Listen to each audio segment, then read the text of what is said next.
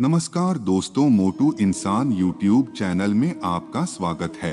मन की चंचलता के बारे में हम सभी जानते हैं। मन हमेशा सही काम से बचकर इधर उधर भागने की कोशिश में जुटा रहता है। देखिए, जीवन में अगर कुछ बेहतर करना है तो मन को नियंत्रित करना अर्थात उसे वश में करने का तरीका मालूम होना चाहिए।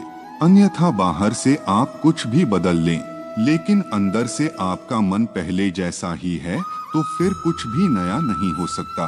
मन को सही दिशा में ले जाने के लिए उसे बदलना बेहद जरूरी है और बिना मन को वश में किए उसे बदला नहीं जा सकता। आइए इस वीडियो में समझते हैं। मन को अपना दास बनाने की इच्छा हम सभी में है, लेकिन इससे पहले कि आपको मन को काबू करने की कुछ पुरानी विधियां बताई जाएं, जैसे बुरी संगति से बचो, सुबह उठकर ध्यान करो, हंसो मुस्कुराओ इत्यादि।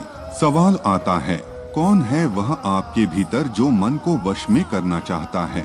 कौन है इतना शक्तिशाली और विराट जो कहता है, मैं मन को काबू कर अपने हिसाब से चलाना चाहता हूँ? आप अगर उसे जान गए तो आप ये भी समझ जाएंगे कि मन तो उसकी सिर्फ छाया मात्र है। जो भीतर बैठा हुआ है वो जैसा है मन भी वैसा ही होगा। अगर वो जो मन को अपने काबू में करना चाहता है वो कमजोर है तो जाहिर सी बात है मन में भी आपके डरावने विचार आएंगे, और वही खुश है तो खुशी के विचार आएंगे।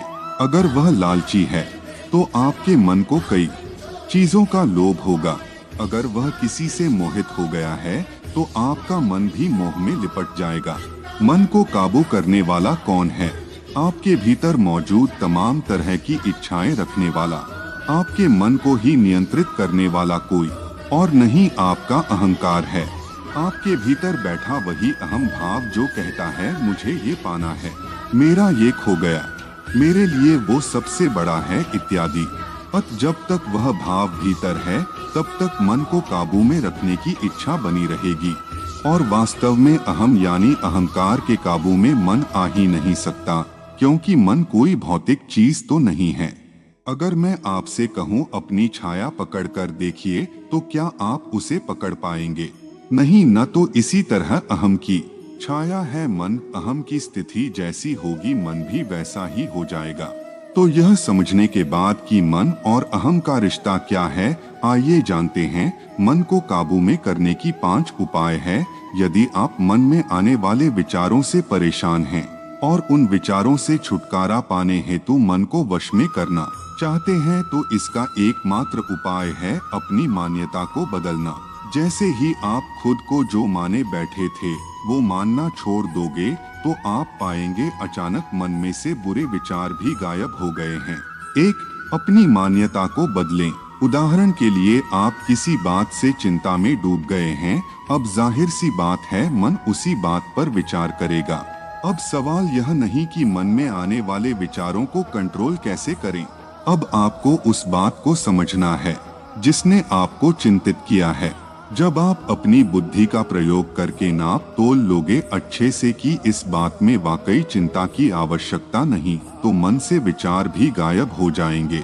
देखा है न, कई बार हम किसी बात से परेशान हो जाते हैं, लेकिन तभी कोई आकर हमें समझाता है, ऐसा नहीं है जैसा तुम माने बैठे हो, बात कुछ और है, तो हम तुरंत उठ खड़े होते हैं और चिंता गायब हो जाती है। इसी तरह देखिए, जीवन में तुमने क्या माना हुआ है, खुद को अगर कमजोर माना है तो कभी तुम्हारे मन में शक्ति ताकत के विचार नहीं आएंगे। 2. मन अहंकार की छाया है। अहंकार से तात्पर्य है आपके भीतर मौजूद अहम भाव, जिसे आप मैं कहते हैं। यदि आप किसी बात को लेकर अटल हैं तो आपका मन कभी भी आपको उसके प्रति झुकने नहीं देगा। लेकिन वही आप शंकित हैं, ईर्ष्यालु हैं तो मन में उसी तरह के भाव पैदा होंगे। इसलिए यह समझ लें कि मेरा मन मेरे जैसा ही है, जैसा मैं हूँ मन भी वैसा ही होगा। मन वास्तव में और कुछ नहीं है। 3. अहम भाव को मिटा देना। जो कहता है आज मुझे मन को नियंत्रित करना है, वही कल तक कुछ और बोलता था, मुझे ये चाहिए, काश मुझे ये मौका मिल जाता इत्यादि है। न कोई भीतर आपके बैठा जो हर दम कुछ चाहता है, उसी को अहम भाव कहा गया है।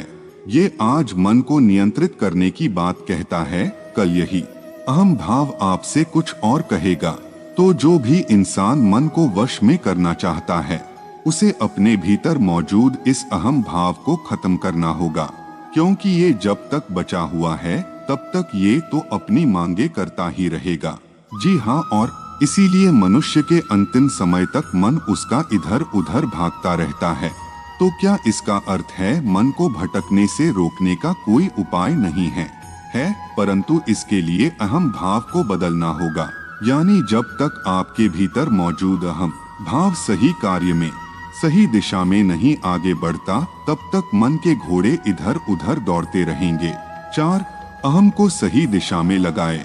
हमारे भीतर बैठा मैं भाव ही हमारा जीवन तय करता है।